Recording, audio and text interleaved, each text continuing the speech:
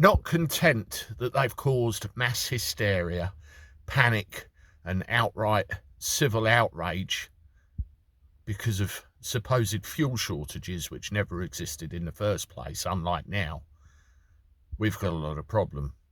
Well, it looks like the media want to sod around and try and cancel our Christmases as well, but we're not going to let them.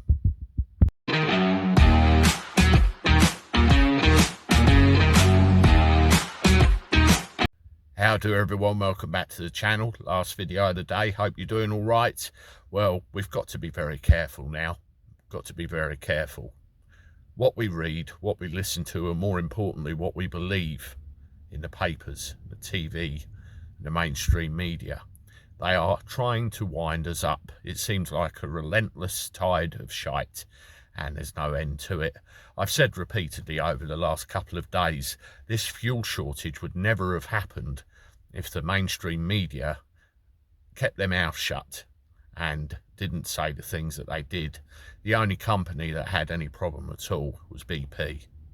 Ironically, the main company I've managed to get fuel out of the last few days is BP. But the point was, that was it. And the main reason was, apparently, they treat their lorry drivers like a load of shite and they up and leave. But because of the actions of the media and the influence they've tried to hold over us, it's caused mass panic, mass shortages everywhere, and supply and demand are a bit skewed, as we're all finding out. Let me know down below how your fuel situation is. Like the video, subscribe to the channel as well, because it all helps. Thank you very much. Well, they are picking on another thing now. Christmas. Have a look.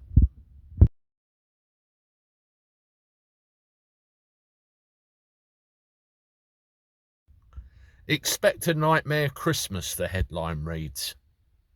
I don't know what the hell these papers are playing at, and the TV stations, but they've got to pack it in, and they're not going to. So we need to do it for them. We need to stop listening to them.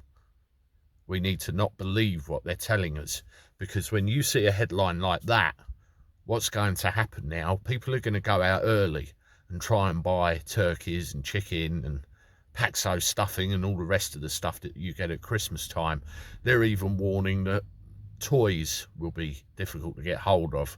There was even someone on this morning with Philip and Holly. I've gone right off them too, to be honest, trying to infer that won't be able to get any toys. You see the pattern. Your normal lives will be disrupted, things will be short, and then we all go out and panic buy like we have with the fuel, cause that a chaos, and then it ends up being true. We've got to take a measured approach to this.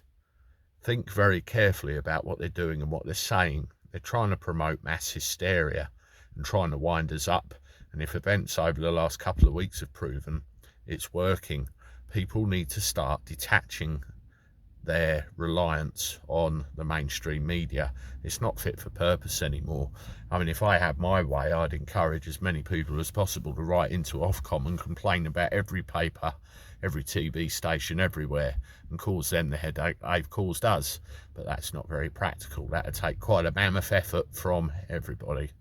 You see the likes of, Belfield having to go to the BBC all the time. That's just one example of a tiny engine with millions and millions of pounds and masses and masses of power. But we, the people, have to start seeing through it. Otherwise, we're going to cause our own bad Christmas and our own nightmare if we believe what they're saying. Go about your business as usual.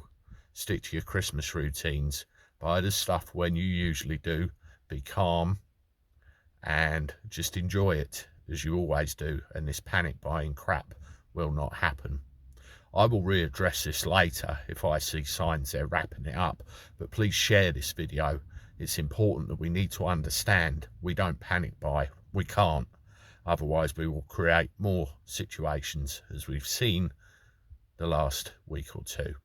Anyway, I'm off, and I'll see you tomorrow with more videos, one of which will explain a little bit about how I go about and do things with regard to getting videos up online for you, because I noticed some comments in the feed section, unlike some I do read feedback, that imply that people think I record videos then, And I think it might be interesting for you to see how a YouTuber goes about things.